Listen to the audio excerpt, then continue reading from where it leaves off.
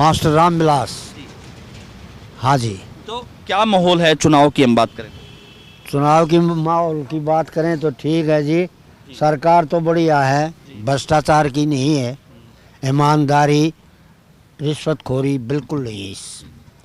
और बाकी आदमी वही अब अपने विचार हैं, कोई कुछ कहता है कोई कुछ कहता है। हमने लोकप्रिय लगी है सरकार। तो आप क्या बता रहे थे कि रोजगार मिला है, नौकरी मिली है?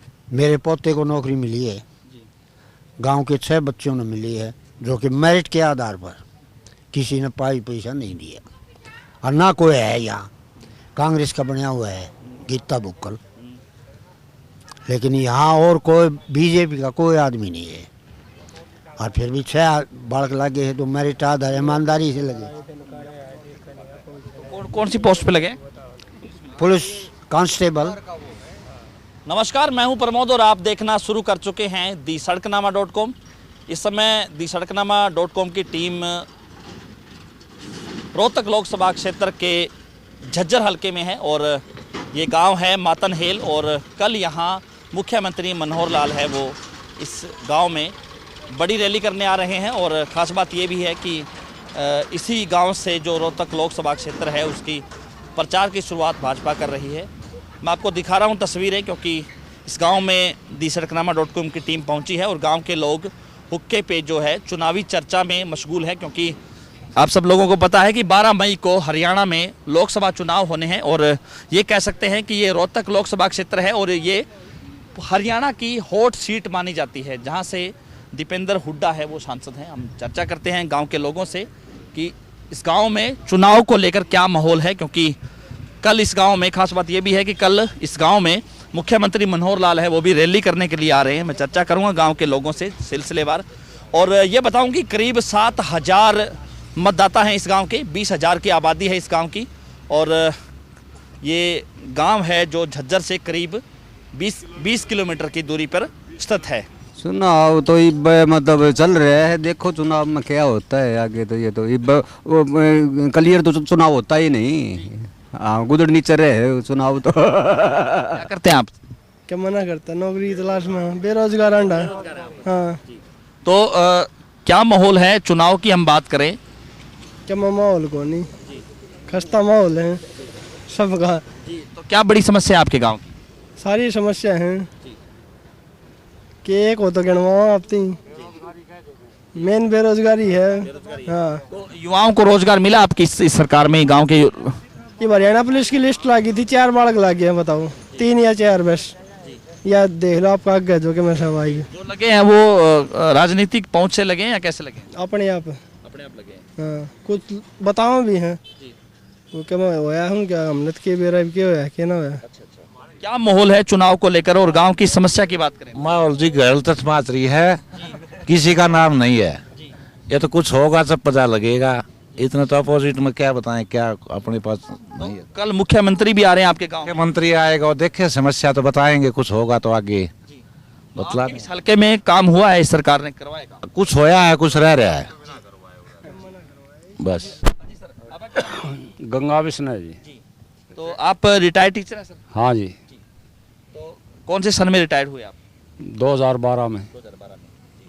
तो क्या माहौल है चुनाव को लेकर हम बात करें, या इस क्षेत्र की जो बड़ी जो भौगोलिक स्थिति है, क्या मुख्य समस्या क्या है?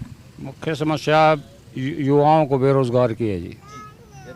हाँ, मेन समस्या यही है अपने विचार से तो। और समस्या तो घनी है जी गांव में। आपने रोजगार मिला है गांव के युवाओं को? रोजगार मिला है बिल्कुल टैलेंट के हिसाब से।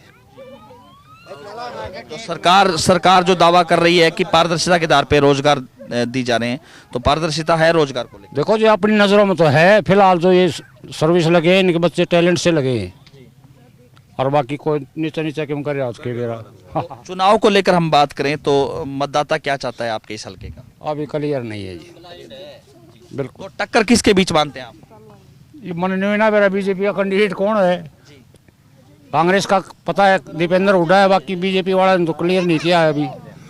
दोनों मैदान में आ रहे पता लग गया। सर आपका क्या नाम है? शीशराम है जी। खेती बाड़ी करते हैं सर आप? जी हाँ। तो फसल कैसी है आपकी? बढ़िया है जी इस साल अभी फिलहाल तो जो अगर सरसों होती है, गेहूं भी?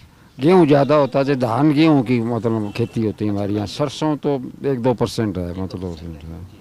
फसल अच्छी है आपकी? बिल्कुल अब तक बढ़िया फसल है जी। चुनावी फसल की बात करें तो चुनाव देखो जी, मेन कैंडिडेट कांग्रेस का आ गया दीपेंद्र, उसके साथ है, कौन मुकाम अगले में आता है।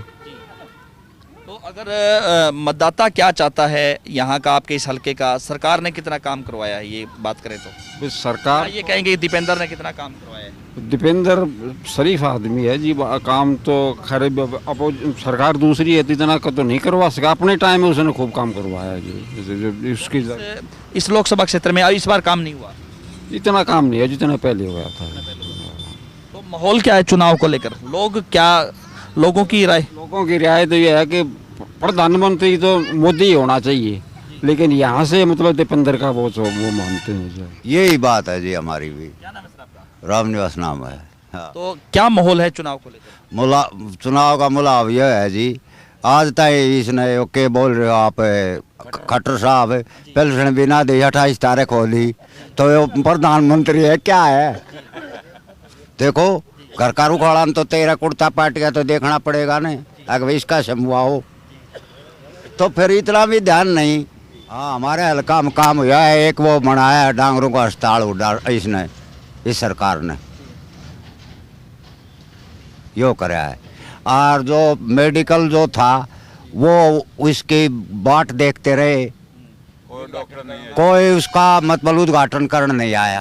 देखो भाई, पुरानी सरकार में तो दुनिया भर का मुआवजा मिल गया, बच्चों को रोजगार मिल गया, और इस सरकार में तो कोई ना तो आड़ी पाड़ी है। अभी ये मेडिकल बनवाया था, इसमें ना डॉक्टर आता है ना कोई नर्स है, खाली बेड पड़े हैं, खाली वो और कुछ नहीं, ना कोई दवाई है। मीरू भाई उड़ान सुन ले तू, मंत्री मैं बताऊंगा तुने। एक तो नए टूटी थी इसका टेम में, खट्टर सरकार का टेम नए टूटी थी, पूरी की आई के मैं तो कटी बहगी कि मैं की डूब गया, आज तक मुझे मिल लो ना से इन्हें बाढ़ लग गया, वो अपना लंबर सब लग गए। सच्चाई है ऊपर मोदी भाई बहुत बढ़िया काम कर रहे हो है, ऊपर मोदी बहुत बढ़िया काम कर रहे हो है।